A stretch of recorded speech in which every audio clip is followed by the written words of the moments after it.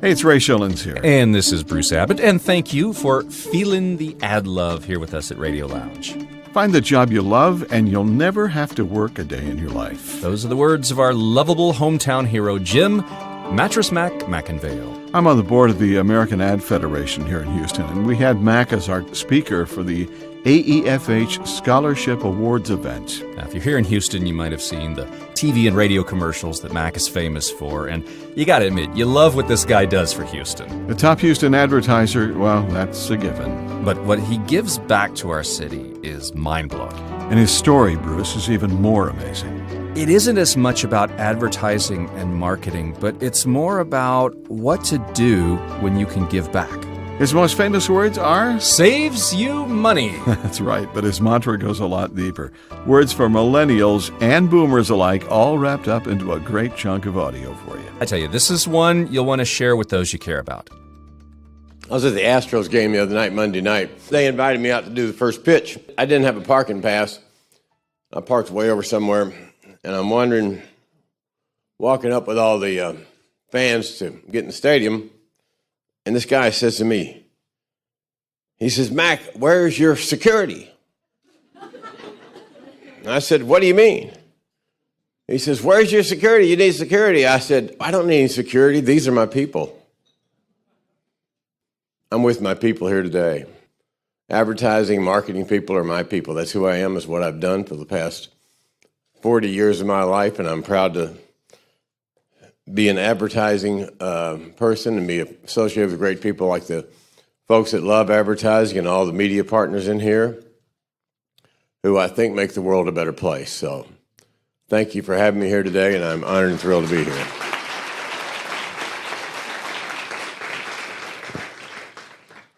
I did a speech this week where they donated money to Texas Children's Hospital, another one where they donated money to a women's shelter, and now for marketing scholarships for young people. Again, that's who we are in Houston. We are the world's biggest givers. We like to give.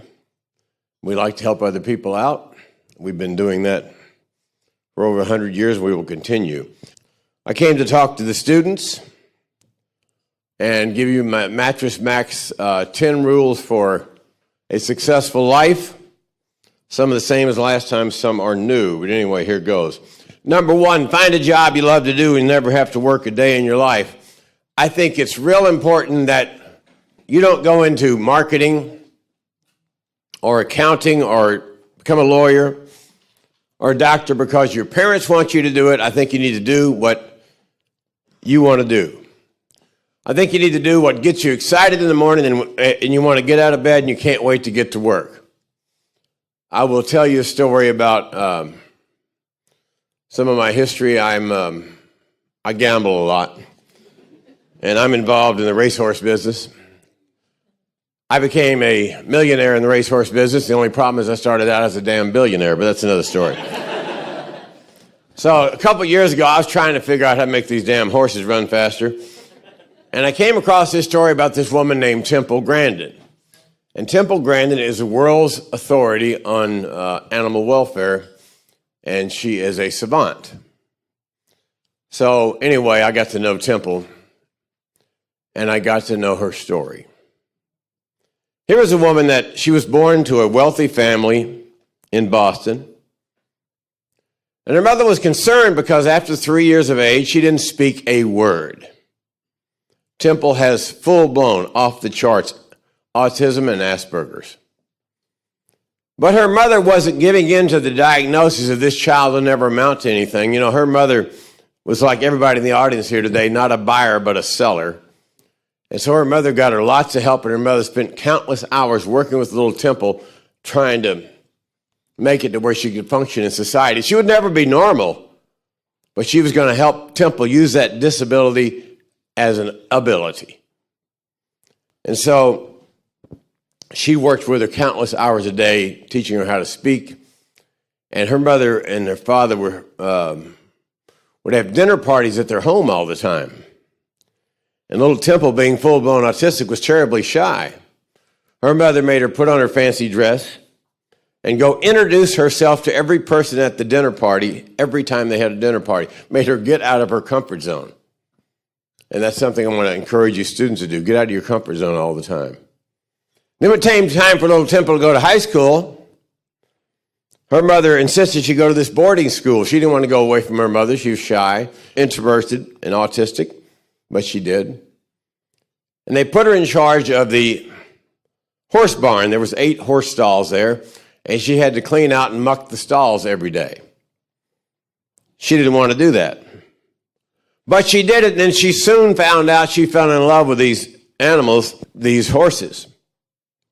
Then when Temple came to be 18 years old, she was going off to college. Her mother said, you're going to go to your aunt's cattle ranch in Arizona. She said, you can either go for a month or 3 months. Which do you want? She said, I guess I'll go for 3 months. So she went to her aunt's cattle ranch, and she fell in love with cattle. They raised cattle and sold them to the feedlots. And this woman would get down in the cattle chutes and see from the ground level like a cow would, because she sees the world through a different lens. So fast forward, Temple Grandin went on to get a PhD in animal husbandry from Colorado State University. And now she's 72 or 73 years old. She's done more for animal welfare than anybody in human history. She's done more for animal welfare than anybody in human history, and that goes back 800,000 years. And she's also one of the world's experts on autism and Asperger's, and speaks all over the world on those subjects. She gets paid enormous sums for her speeches, and every dime from her speeches go to fund the scholarships for her students at Colorado State. And she loves going to work every day. Her and I were talking about jobs, and she said, I would encourage every child out there to try 5, 10, 15, 20 different jobs. If you want to go in the marketing field, try lots of different marketing opportunities, lots of different jobs in the same agency or different agencies, and find the one you love. You never have to work a day in your life. So I'm at a meeting with Temple. We're having breakfast 6 months ago. She's got the New York Times laid out, the Wall Street Journal, and USA Today.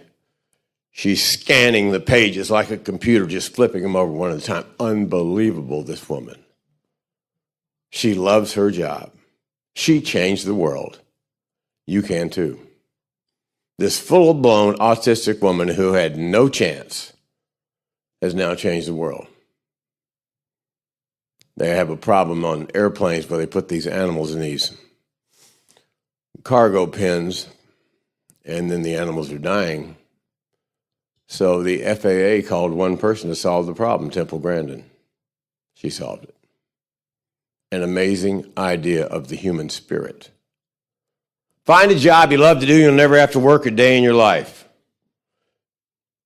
And you say, well, what if I experience prejudice and bad treatment when I go out there? Get over it. When Temple Grandin was going into those feedlots when she was a new PhD, and this was back 40 years ago in the 1960s, she had to dress up as a man to get in the feedlot. And she changed it forever. Find a job you love to do, you'll never have to work a day in your life. That's my number one piece of advice. And if going to work doesn't excite you more than your favorite activity, find a new job. Number 2, realize that work is life's greatest therapy. Human beings were put on this earth to live, work, play, and die in groups. We were made to live, work, play, and die in groups. Work is life's greatest therapy. I have a wonderful little child. Her name is Elizabeth. When she was 13 years old, her mother, my wife, Linda, came to me and said, something terribly wrong with Elizabeth. I said, what is it? She said she's got this weird disease where she washes her hands 400 or 500 times a day, and she does all these strange rituals and compulsions, and she's lost 30 pounds, which she didn't have to lose to begin with. She's afraid to go back to the public school, Westfield High School she goes to, and her mother said, I just don't know what I'm going to do. So we took Elizabeth to several North Houston area psychiatrists, and they all said they'd never seen such a severe case before of obsessive-compulsive disorder named Howard Hughes disease after a famous Houstonian.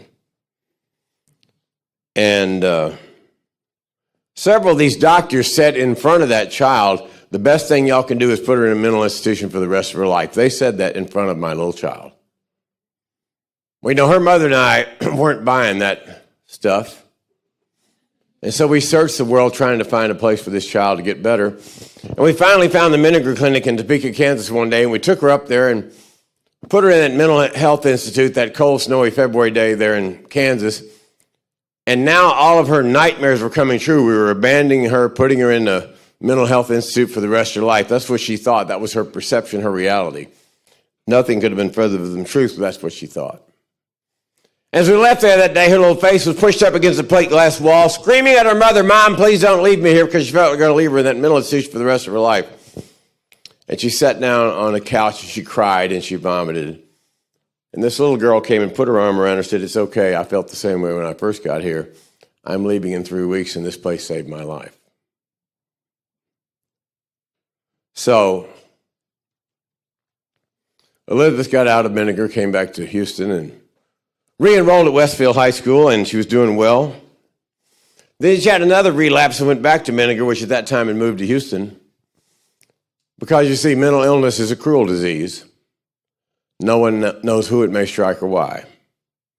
Mental illness never goes away. It lasts forever. My child will always be walking on the edge of a cliff. I cannot keep her from falling. She went back to Menninger for another 8 weeks and got back out. And then she had started helping other people with mental illnesses. And she found through doing this work, it gave her therapy. So her work became her therapy, and her work became her therapy.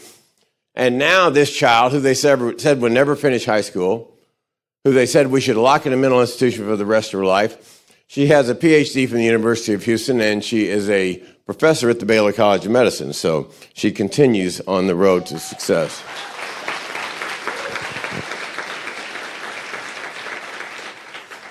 Because work is life's greatest therapy. You want to feel better about yourself? Go delight a customer, right? Go take care of a patient. Go make somebody's day. Human beings were made to work. Next Mattress Max success tip. This is one of my favorites. Get rid of your sense of entitlement. Somebody said on one of those videos a while ago that they were less fortunate. I don't know how you say you're less fortunate when you live in the United States. We're the most fortunate people in the history of the world. We should be grateful for everything and entitled to nothing. We should be grateful for everything and entitled to nothing. I got those kids that work for me, several of them, they're now legal, but they swam the river coming here from Mexico. And they went through the forest, and the snakes were everywhere trying to get here. One of them told me he never had meat when he was a child. The only way they had meat in his village was when a cow fell off the cliff, and then they would harvest the cow if they didn't get to it too late. We're the most fortunate people in the world who live in the United States. Land of the free, home of the brave. Land of opportunities for all of us. I didn't have any money when I got to Houston. And as Bill said, the odds of me making it were about 10 million to 1. But you know, my wife and I had a great big unfair advantage. And that unfair advantage was called desire. You can do anything you want to do in the great free enterprise system if you want to do it bad enough. We're not living in Venezuela. We don't have power outages. We don't have grocery stores, no grocery in them. We're in the greatest country in the world, and we all have an opportunity every day to go out there and make customers' lives better, make our own lives better, and get better together. In other words, quit whining and do something about it. Avail yourself of continuous education. Education is the greatest gift I know of. It's the only thing I know of. You can take all you want, and there's always plenty left for everybody else.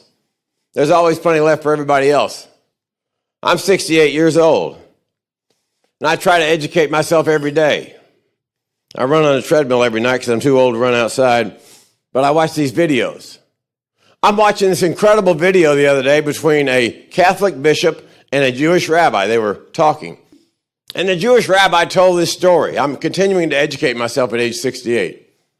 He told this story about this young kid who was 8 years old in Germany during the Holocaust. He was Jewish. All they had to eat in the family's household was margarine. And it came time for a Jewish holiday, and his father lit the candle with the margarine they had left. And the kid screamed at his father. He said, "That's all we have to eat. How could you possibly do that?" And the father said, "My son, I have learned that human beings can go for 3 weeks without food, 3 days without water, but they can't go for 3 minutes without hope." That child went on to survive 18 concentration camps. 18 concentration camps. Lived till he was 101 years old.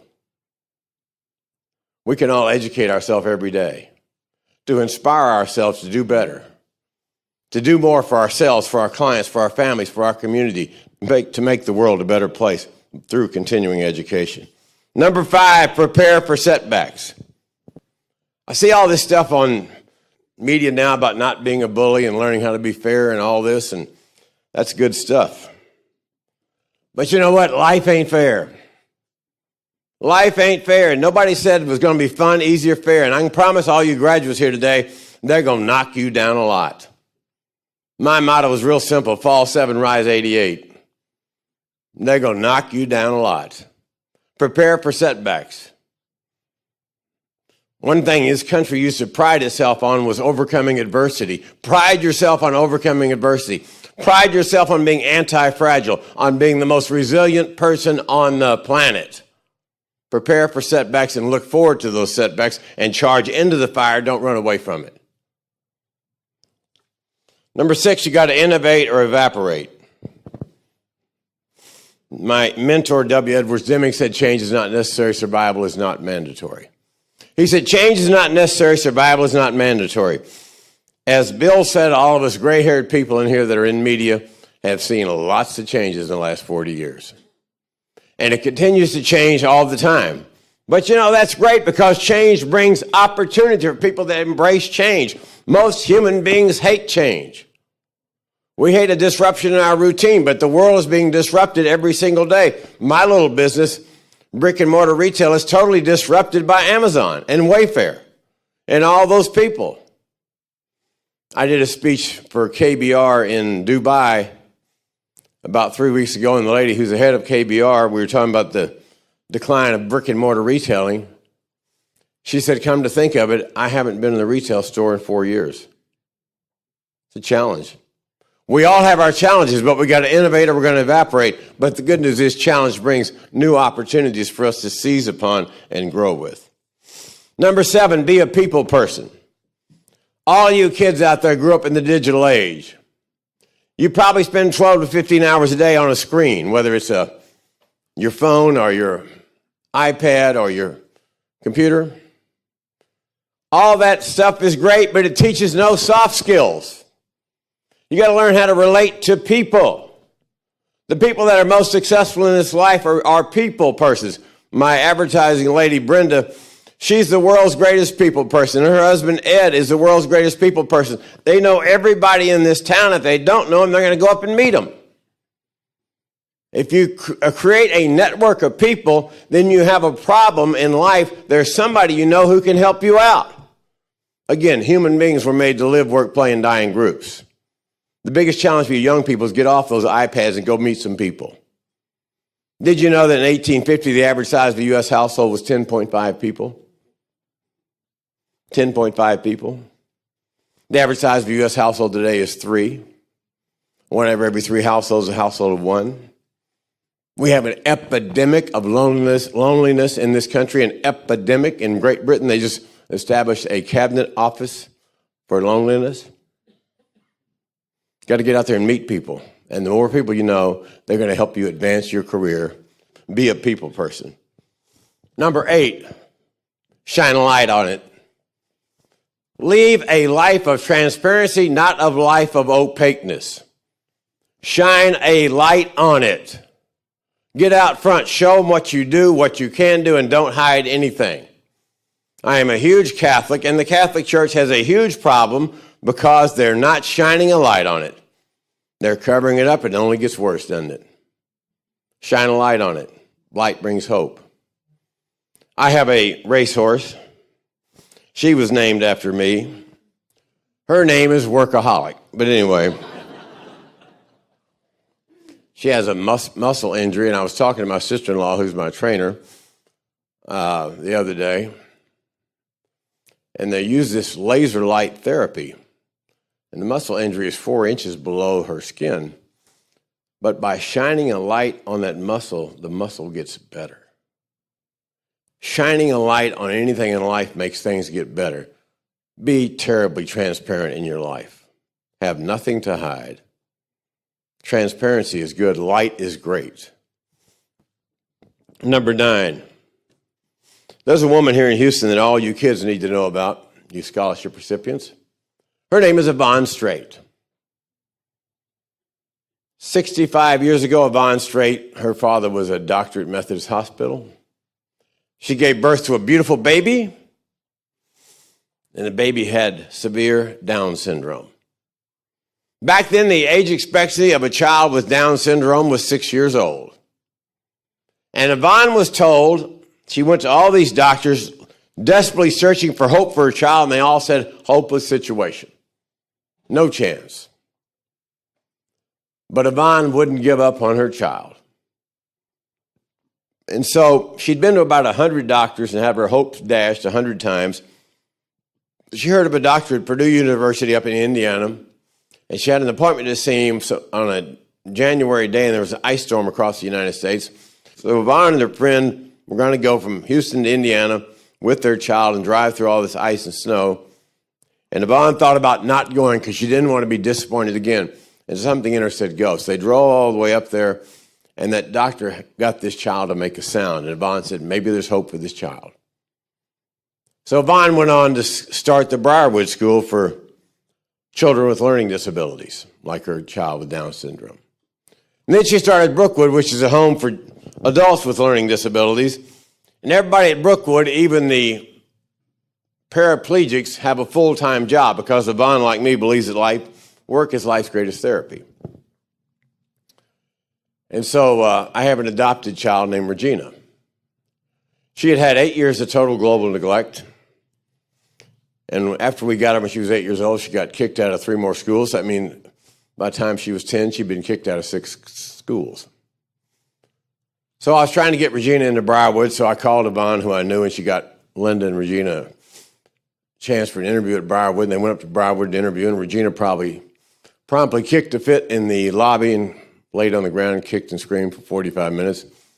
Linda gathered her up, was totally humiliated, and took her home. Yvonne called me the next day and said, Mac, I said, what is it? Bracing for the worst. She said, Regina has been accepted into the Briarwood School. And I said, must have been her interviewing skills. Anyway, Regina went on, did very well at Briarwood, and now she's 18, and she's building her life here in Houston. She's a good kid. But I asked Yvonne, was Regina the toughest child that they ever had at Briarwood? She said, oh, no, not by a long shot. I said, well, who is? She said, it had to be this boy named Tracy. I said, well, tell me about Tracy. She said, Tracy was in one of my first classes. He was incorrigible. He was horrible. He broke up every class. He was a mess the whole time. She said, many times I wanted to kick Tracy out of school, but I didn't have the nerve to do it. She said, back then we had 3 classrooms at a Methodist church over here in Westheimer. And Tracy would run out in the middle of the street trying to get cars to hit him. She said, one day Tracy escaped the classroom, climbed up to the top of the church, was up on the steeple 40 feet above the ground, threatening to jump off and kill himself. And Yvonne's down on the ground. Her and Tracy have a standoff for about 30 minutes. And finally she gets Tracy to come off the steeple onto the roof. He climbs into a tree, comes off the tree, breaks the limb off, goes over there where Yvonne is, takes this tree limb and sticks it in her leg like that. Blood starts shooting out of her thigh. And little Tracy's laying on the ground. He thinks it's really funny. And Yvonne says, no matter what you do, I'm going to straighten you out. I'm not going to give up on you. I will straighten you out before you leave here. So Tracy stayed there another 3 years and got better. Then he went off to high school, and Yvonne hadn't seen him since. Fast forward 30 years later, Yvonne's visiting her friends at Briarwood School. She's now the chairman emeritus. And this good-looking guy comes running down the hallway saying, "Hey, Miss Straight, Miss Straight, Miss Straight, do you remember me? Do you remember me?" She says, "No, I don't remember you. Who are you?" He said, "Oh, but yeah, Miss Straight, you got to remember me. I was your favorite student." She said, "No, who are you?" She said, Miss Straight, it's me, Tracy." And Yvonne thought to herself, "My goodness, I'm surprised you're still alive." She said, "Tracy, you look great." He said, "Thank you, Miss Straight." She says, "Where do you live?" He said, "I live in Los Angeles." And Yvonne, being a good Texan, thought, "That's not good, the land of fruits and nuts." She said, "Tracy, do you have a job?" He said, "Oh, yeah, Miss Straight." He said, "I got a good job." She said, "Really, what do you do?" He said, "I'm on television. You ever seen my show?" She said, "No, I don't watch much television." She said, "What show are you on?" He said, "I'm on Cheers." She said, "What do you do?" He said, "I'm the bartender." His name's Woody Harrelson. Yvonne Straight changed the world. A couple months ago, she's 91 years old. She had fell and hit her head, had massive bleeding in her brain, lost all of her memory for 18 hours. She willed her memory back in 18 hours. She willed it back. She was at the hospital. They told her to stay for 4 or 5 days. After she willed her memory back, she said, "I have an appointment at Brookwood with a big donor. I'm out of here." Put her clothes on, drove herself out there. At 91 years old. A life force for good. Become a life force for good with your life. Don't just make a lot of money, make a lot of difference. Number 10, why are we here? I will take you back to September 2nd, 1944. United States Navy aircraft carrier San Jacinto. It was a beautiful Saturday. The youngest ever naval pilot at age 19 had a mission. He and his two crewmates were to fly off the USS San Jacinto in their Avenger airplane and fly to Chichijima Island and bomb the radio tower on that island. The youngest ever naval aviator's name was George Herbert Walker Bush. They knew it was going to be a difficult task because several planes off of that aircraft carrier tried the day before, and the anti-aircraft guns were just incredible around there, and none of them had completed their mission. Undaunted, George Herbert Walker Bush took off with his two crewmates. One of President Bush's favorite statements was CAVU, Ceiling and Visibility Unlimited. And that was the type of day it was. As he neared the island where that radio tower was, the air filled with anti-aircraft bombs bursting all around his airplane. The flak was unbelievable. As he got closer, his plane was hit by one of those bombs, and he thought to himself, "My God, we're going to go down." Undaunted, he continued on his mission. They dropped the bombs over the radio tower and damaged part of the radio tower, then they roared off to sea. Now the smoke and fire were filling the airplane, and his radio wouldn't work. He couldn't talk to the two crewmen in the back. But he turned the airplane upside down and screamed for his two crewmen to hit the silk. Hit the silk is a Navy term for bail out. He assumed they had bailed out. He righted the airplane and kept flying. Then the flames became uncontrollable. He parachuted himself out. As he ejected from the airplane, the force of the wind was so strong, pushed him back, and his head hit the tail of the airplane, giant gash on his head. Pulled one of the ripcords, half of the parachute open, forgot to pull the other ripcord. He hit the Pacific Ocean, plunged down 20 or 30 feet into the sea, ingesting seawater all the way down. Finally, he fought his way to the surface, and all he was concerned was, "Where are my crewmates?" And he couldn't see his crewmates. Then he looked up in the sky above him. It was Japanese and American planes in a firefight. And he found there was a raft somebody had dropped about 50 yards from where he was. So he swam to the raft, climbed on the raft, and the raft had no oars. The current from the Pacific was pushing him toward this Japanese-controlled island that was famous for cannibalism. So he was laying in the raft, pedaling with his arms, all the while vomiting over the side, sick from ingesting the seawater. And he did this for 2 hours. Then a periscope stuck its way through the top of the Pacific Ocean, and thank God it was an American submarine, and they rescued George Herbert Walker Bush. When he got on the submarine, all he wanted to know was, where are my 2 crewmates? Where are they at? And he was told that they were lost at sea, and he was devastated. Devastated. For the next 74 years of his life. For the next 74 years of his life, George Herbert Walker Bush got up every morning and said 2 words. He said, why me? He said, why me? He said, why am I lucky enough to be alive when my crewmates are dead and so many people on that USS San Jacinto with me are dead and thousands of Allied soldiers are dead? Why me? He said, why me? Why am I lucky enough to have a loving and supporting God? Why am I lucky enough to have a loving and supporting family? Why am I lucky enough to live in Midland, Texas and have the opportunity to be an oil man? Or live in Houston and have the opportunity to be an oil man and then a politician? Why me? And every day of his life for the next 74 years of his life was dedicated to doing one thing, living up and earning the right to be alive when his 2 crewmates were dead. The Eagles did a song after 9/11. It was called There's a Hole in the World Tonight. There's a hole in the world tonight. There's still a hole in Houston after losing George and Barbara Bush last year. Never once did he ever whine or complain, even when he lost the presidency of the United States to Bill Clinton. He didn't whine, he didn't complain. He just did his duty. A life worth living.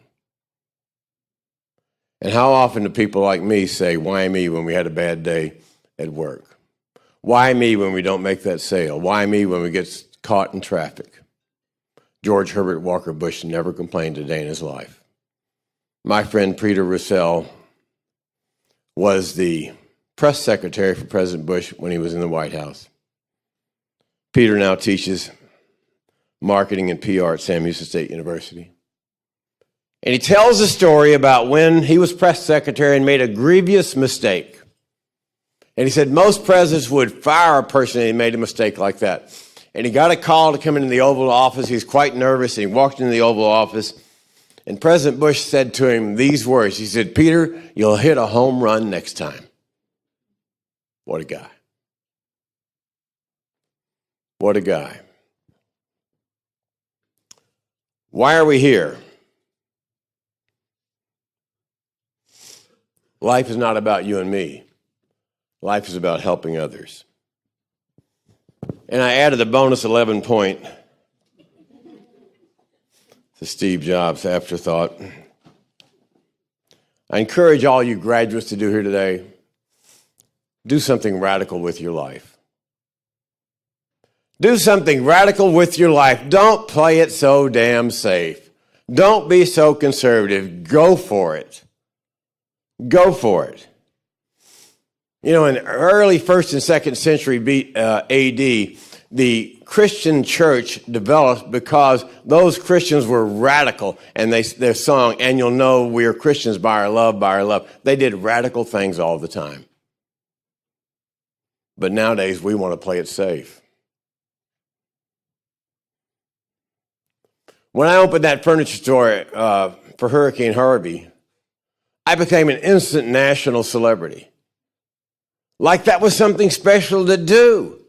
What's special about it? You open the door, people are drowning. These are my people. You let them in, for God's sakes. What's special about it?